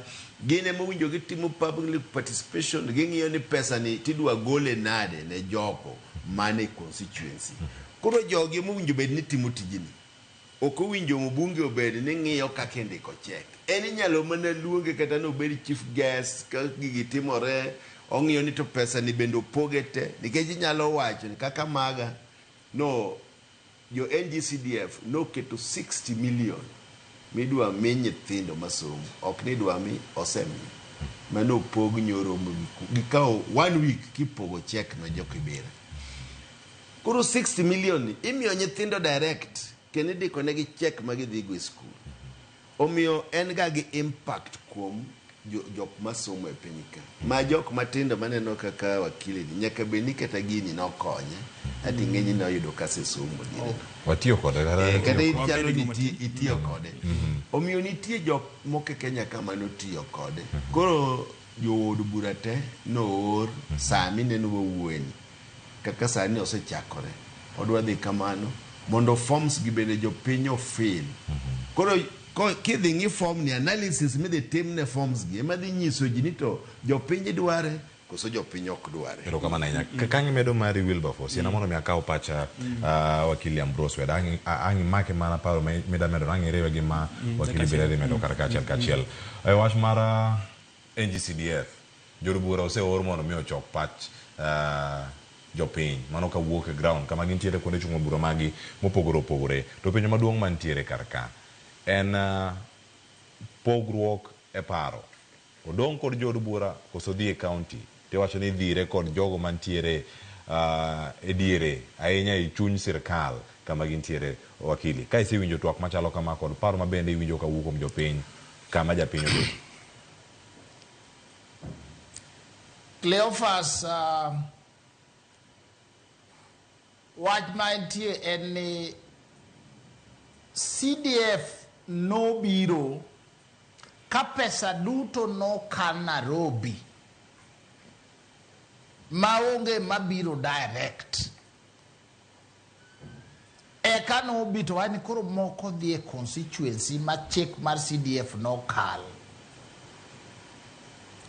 kendo CDF osetiyo maber.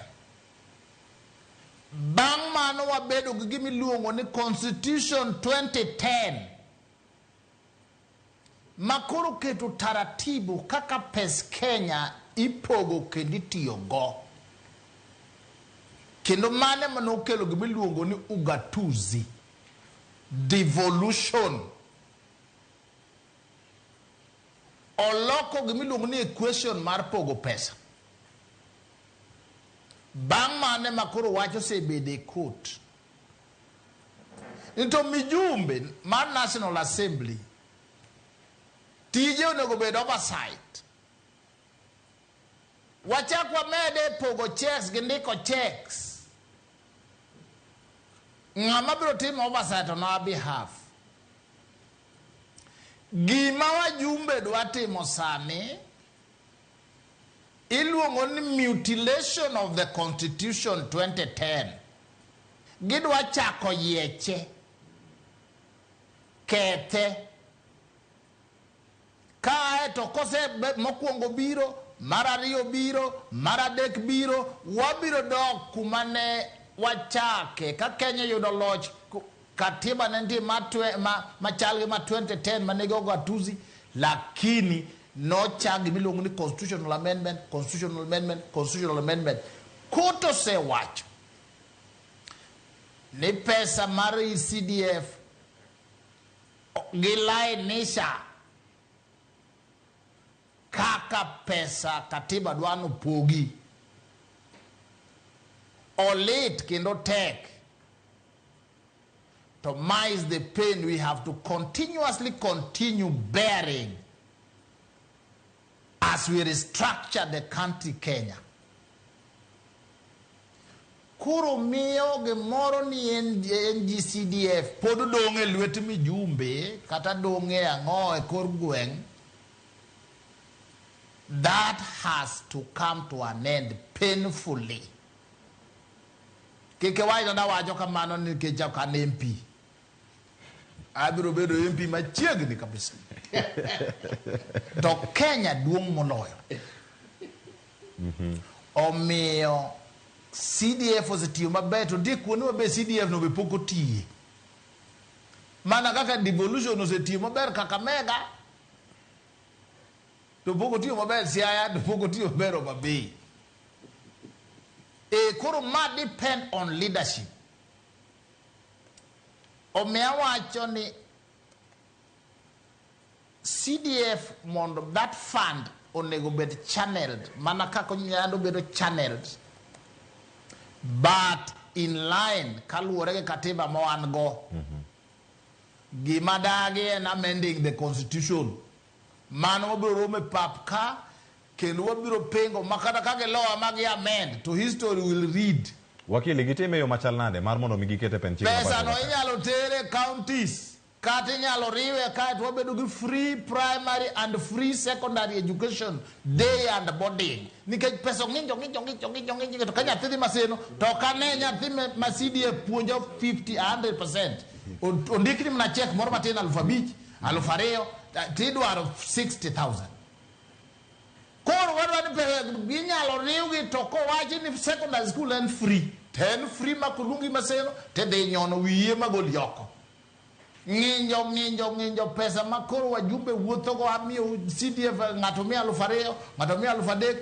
Million 50 idwa pogo ji 8,000 nade. Mano to konyo ng'a. Omiyo I'm against amending the constitution. Adage wach mar amending the constitution mondi. Referendum be ka pesa mang'eny made wachulo kwa chulo gope mag Nairobi University to University chu Maseno University to chu wawe uru ni kia ngo ber to no ber dire mane pesa pug Nairobi sani kuro pesa chope kor gwe wari structure. Mano is my view. Agonero kamana ntie paro machalo meda med karkae kod wakili Wilberforce Akello koti. Uno tieno Cleophas wawinjo wakili wuo maber e wach NCDF. Maybe gima pogore matin gi wakili. Court mana Nakuru no wacho ni counties onge capacity mar golo bursaries. Kidwa ng'eyo ni weche mag bursaries mar post early childhood education, matin ja primary, ja secondary, college, tertiary, counties ok nyal golo bursary. Maka gida golo bursary, gima ginyalo timo en kelo gimoro ni intergovernmental agreements mamiyo gi thuolo mar golo basari from a national government function titere county. Koro argument moro amora miwacho ni pesa mar NCDF otere county, mano arguments ma violate constitution. Mar ariyo wakili, mar ariyo Cleophas, most from that. Supreme Court ne wane case ni. Supreme Court nokowacho ni NCDF ogol, no suggest ni sirikal nyalo bed gi agreement kata nyalo tere county kata inyalo bed exclusively gi ma treasury. NCDF oken pesa wa bunge. In fact, samane waloso chik mar NCDF 2016, nuatemo golo powers mag wa bunge waketo gi as part of the participant kaka jarahia. Tigi moro constituency planning committee nuatemo golo powers mag wa bunge mondo duogi piny. Lakini tie moko ma pod giketo kaka appointment mag committee mag NCDF. Koro gima yiego gi my senior Weda ni golo kete katiba to ke ber sani. Gima onego gitim gi kako uwezo fund. Kako uwezo fund en gima decentralized. Gima onego gitim to gikete e PFM Act kaka affirmative action fund. Mogik, wuono tien mogik. Gimoro wangi kaka pine Chal. Chon basari ni through Ministry of Education. NCDF oken basari kende. And basari, and bridges, and national government functions. Mopogore gi county government functions. Omiyo sama we watch NCDF onego pogi weche ariyo. Devolution and decentralization. Decentralization worldwide, kata king'iyo encyclopedia kata Black's Dictionary, decentralization is services. Devolution is a bigger one. It's both power at the counties and services. Omiyo sama kata NEMA kata Kenya Bureau of Standards ogero office Kisumu kata uwezo fund oketo offices Mombasa and decentralization. Koro Supreme Court decision cha noko wacho ni national government okunyal decentralize services uwezo fund NCDF a ground. Negemiyo mana option ni MP separation of powers gikete yomoro ma miyo executive more powers in NCDF. So finally wuono tieno. An akwayo onagi jo Kenya ni pesa mar NCDF kiku play gi fire maku golo NCDF ubro thakur kako golo NHF uterusha gicha odong lakini wabungu obede jo maber gikete yo maber ma line with the chike ma Kenya. Erokamano ahinya. Ya kwa mujanga kaona wakilo paro maka udu tieno. Poka konuga an udu tieno. Koro kaona ukone uyuda yo makare. Pora tine kako dwa kile Ambrose Weda kachela kora kaje bura makibra mano molimo Peter Orero. Ada na lor TWAK makamae kendo wadhi okang machielo kamada yudo wach marumogi. To wach mugi kawuono kada wewu mana free mondo mi wach magumogi kaluore kod kaka uwinje kata kaka udwaro. Ada ni mondo mi walose gimoro achiel.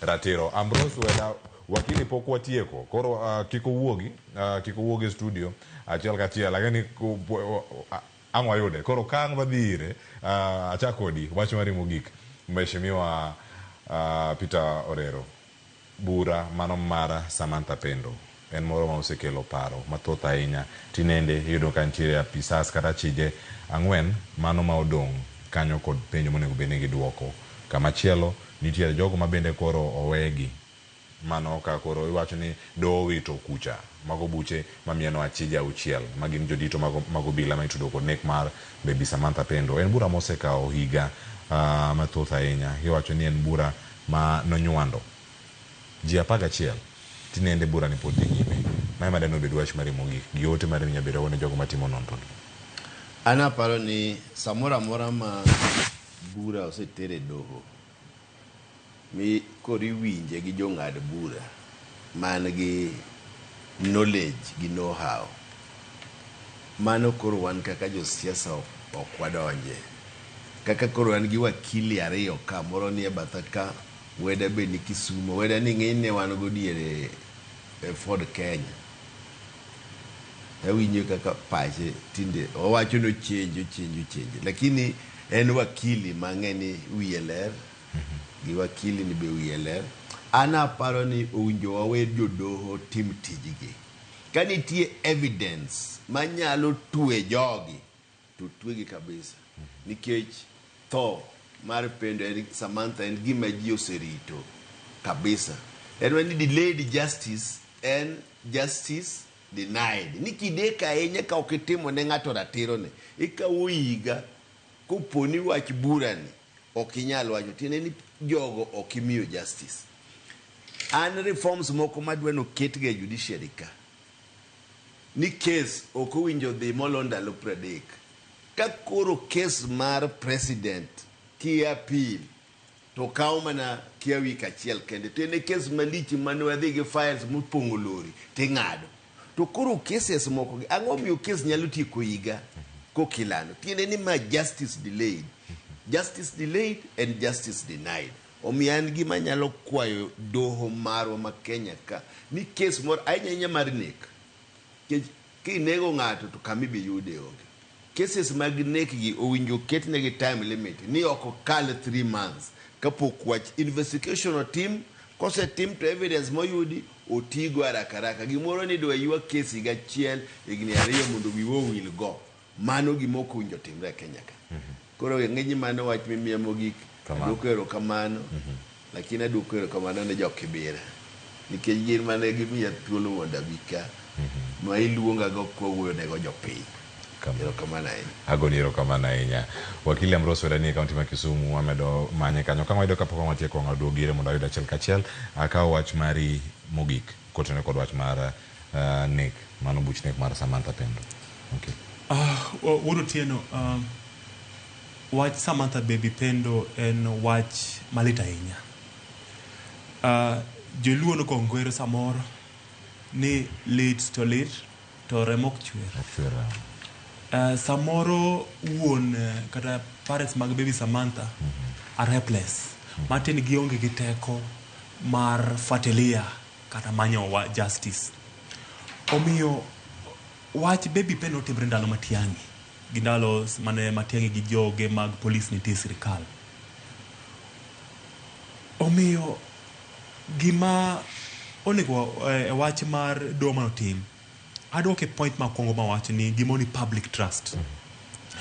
Wan kako kinde ma LSK wase question DPP Renson Igonga ni otimoga cases nade. Begi timoga investigation maber.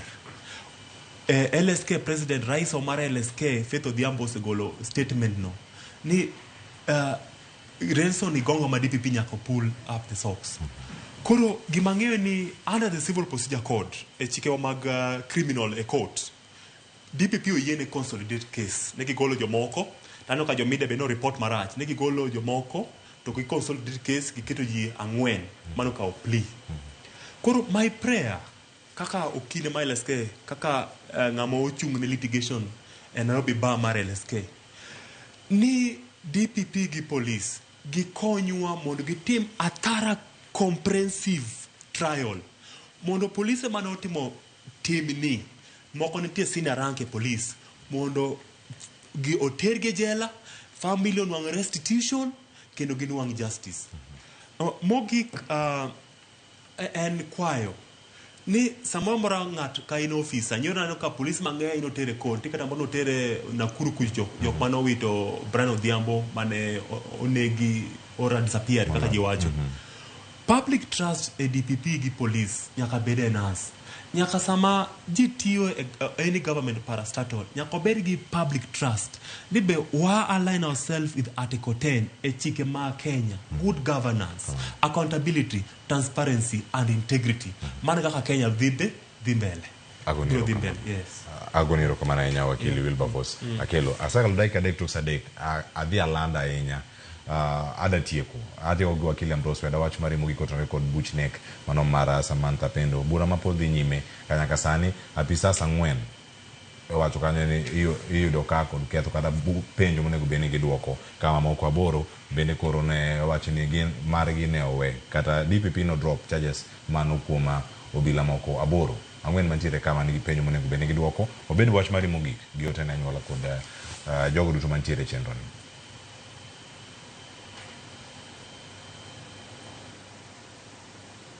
Wakili, kiwinja nyamana di nyime. Erokamano okawinji maber anyalo guess wach anyalo somo screen wach mar jomomaki nek nyathi miluongo ni Baby Pendo. Anyalo paro nyathini nonege ewi garofa. Matiende ni ng'ato nodhi adhiya out of the way to harm ng'ama was not even on their path. Gima nyiso ni Kisungu wawacho ni long is not forever. Nyalo timo gimoro kigeno ni nie crowd ni rumbi chieng' ok no yudi tibro yudi. Gima mako bila momake gi kelo gimiluongo na accountability. Kendo nyiso ni timbe mwatimo moko ibiro mna duoko ka sirikal gi jopiny oketo enough pressure oketo motegno moko na matter there must be justice. Aneno pinje kata mag America kata mag Britain inyalo tim investigation kata mna higni 40 mamak ng'ato matwe. Omiyo mako bilagi ang'eyo ni chik wacho ni gin innocent until proved guilty. To puonjo bila mamoko ni kata kiwuok ni dhi geng'o riot kata kiwuok ni dhi geng'o kajigo koko kata dhi timo ang'owa to tenda wema nenda zako. Kitim ka gima in ma in gi to in mano chwanyi. Kitingo bonde en gima very dangerous to me mondo rit go kwe. O mi mondo rit go piny. O mi mondo ikel go kwe. Nyathi matin ok ne nyal bedo danger. Miyo awacho ni en progress maber. Ageno ni police oko choka evidence ma yom. Makang oketi to biro kai court yudo ni okayud kosaka. To en gima ber for this country. En gima ber e Kenya waka. En gima nyiso kendo puonjo police. Police man marogo sani bedwa medore. Nikech wabende nyithindwa more machendo e mwarwake police. Mabeyo mariek watero daktari, watero lawyer, watero engineer. To mateko biko ng'anendo watero police. Magi be makelo tabu makakoro ng'ato mako bunde.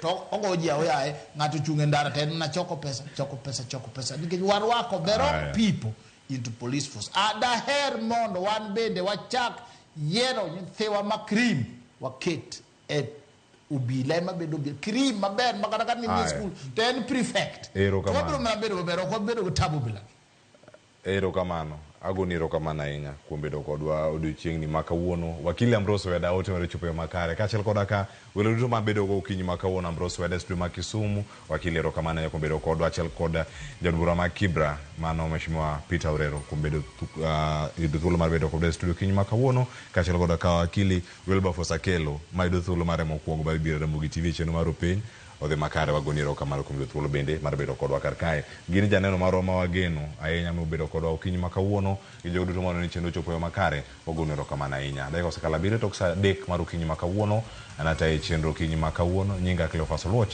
Kisumu kanyo kwar mokeo nyaka Sangwa we Luet Sharon Ong'ao kaachiel koda ka Joyce Oduor madhi bedo kata e chenro mara mbako romo. Wapenjo kanyo ni siasa tedore ochal nade en liete konde duto Migori bioma bei Siaya Kisumo Oling angwa biro kanyo wapenji gini ochal nade nyaka kaunti ma Nairobi kar kae orite masani mbeneno chenro moko ma Ramogi TV.